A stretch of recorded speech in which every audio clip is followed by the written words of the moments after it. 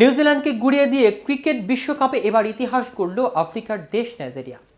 Cricket দুনিয়ার অপরিচিত নাম নাইজেরিয়া প্রথমবারের মতো এসেছে আইসিসি অনূর্ধ্ব-19 নারী টি-20 বিশ্বকাপে খেলতে। এসেই গড়ে ফেলেছেন এক বিরাট ইতিহাস। দলটা আজ নিউজিল্যান্ডকে হারিয়ে দিয়েছে 2 রানে, তাতেই নিজেদের বিশ্বকাপ ইতিহাসে প্রথম জয়টা তুলে নিয়েছে দলটা।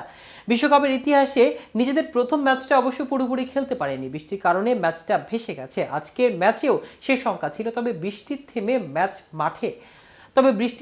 ম্যাচ মাঠে গড়িয়েছে কিছু পরেই। তাতে নাইজেরিয়ানরা নিজেদের প্রথম পূর্ণ ম্যাচ খেলার সুযোগ পায়, যেখানে শেষ বলটা পর্যন্ত মাঠে গড়িয়েছে। সেই ম্যাচে ইতিহাসটা গড়ল নবাগত এই দল।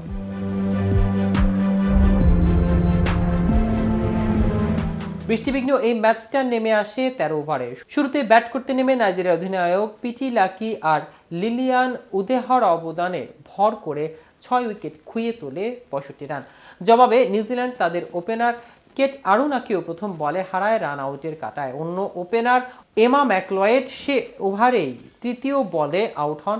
মাঝের ওভারে নিয়মিত বিরতিতে উইকেট খুইয়ে নিউজিল্যান্ড 11তম ওভারে শেষ করে 39 রান। হাতে উইকেট ছিল 5টি। শেষ 2 ওভারে দলটা দরকার ছিল 17 রান। সে ওভারে নিউজিল্যান্ডের অধিনায়ক টাশ ওয়েকেলিনের ব্যাটে চড়ে তোলেন 8 রান। শেষ ওভারে 9 রান প্রয়োজন ছিল তাদের, তবে উদেহর ওভারে স্রেফ 6 রানই তুলতে পারেন কিউইরা, যার ফলে 2 রানে রোমাঞ্চকর এক জয় তুলে নেয় নাইজেরিয়া।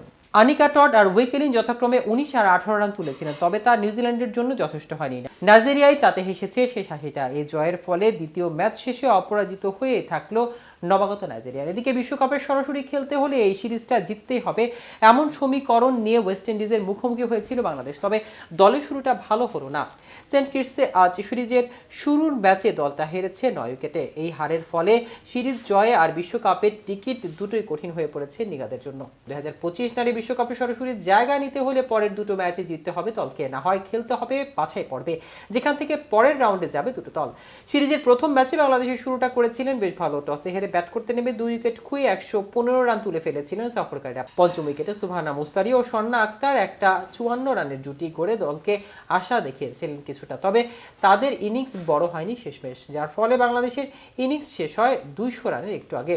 জবাবে ওয়েস্ট ইন্ডিজ শুরু থেকেই বেশ আক্রমণাত্মক ছিল। হিলি ম্যাথুস ও কিয়ানা জোসেফের জুটিতে উঠে আসা 163 রান। বোলিংয়ে 2 উইকেটে নেওয়া নিউজিল্যান্ড অধিনায়ক হিলি 93 বলে 104 রানে অপরাজিত থাকেন। তাতে ভর করে 109 বল হাতে রেখে ম্যাচ জেতেন স্বাগতিকরা। তো ভিউয়ার্স, ভিডিওটি সম্পর্কে আপনাদের কোনো মতামত থাকলে আমাদের কমেন্ট করে জানাতে পারেন। সাথে সাথে নিয়মিত আপডেট পেতে কেটিভি ক্রিকেটের সাথে থাকুন। ধন্যবাদ সবাইকে।